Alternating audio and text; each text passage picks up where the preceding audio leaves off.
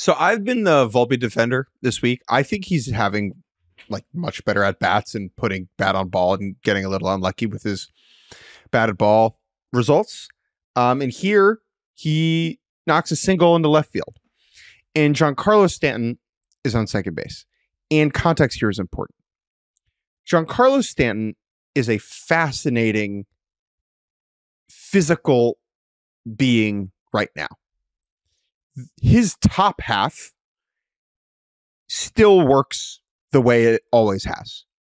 His bat speed, because we can measure this now, is still the fastest in the world, right? No one who plays baseball professionally can swing harder than this guy.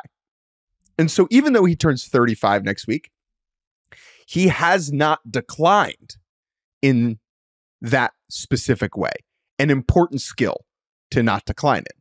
However, below the waist, make haste, because boy, oh boy, is he a tough watch. And at many points this year, we get this like once a month with Stanton. There's a play where he doesn't look like he's running hard, and he's out in a way that no other player would be out on that play. And it's really just sad, because this guy used to be an unbelievable athlete with decent speed. And now, because he's had so many lower body injuries, he just can't move quickly. So he's on second. Volpe strings this single to left. And the second it touches grass, I grabbed your arm. We knew what was coming, because Giancarlo Stanton thumps around third, chugs towards home. Left fielder Teoscar Hernandez scoops up the ball, fires it to the catcher. Man and ball meet at home. A bang bang play. Giancarlo slides right into the mitt. He is out unequivocally, depressingly. He then flips on his back like a dying bug almost. And the whole crowd just, if you've never heard 47,000 people groan in unison, it was unbelievable. Yeah. And I mean, to your point, our seat in the press box is a little bit over to kind of the third base side. And so watching Stanton hit third right around the time that Teoscar got the ball. Now, I will say he's probably safe if the throw isn't perfect. I mean, it was a perfect throw. That's my point here. It is so easy to be like, Giancarlo Stanton was out, it was a bad send, right? Because he is slow as molasses and it ended with an out. But when the play is that close, it's a good send for me. End of story.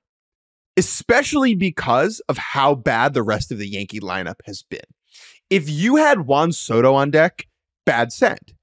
Anthony Rizzo's bat speed looks like he's swinging a lead pipe. Okay? I understand he singled later in this game. This is their chance to score a run, to chip away, to get back into this ballgame, to change the energy. And just because the result was bad doesn't mean that the process of Luis Rojas, the third base coach, sending him was bad. Because like you said, it's a perfect throw and it's really close.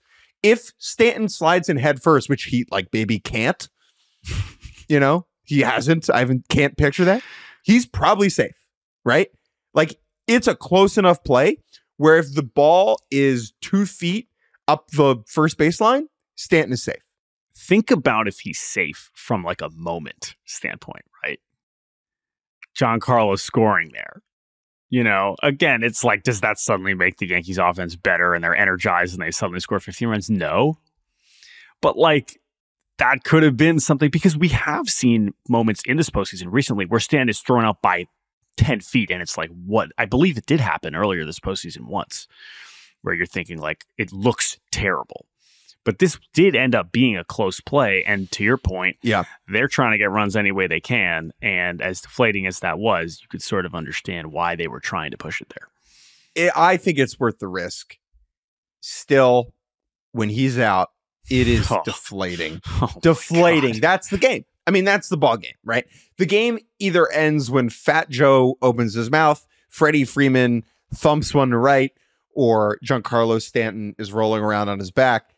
That's it. The rest of it, to me, was pretty much irrelevant.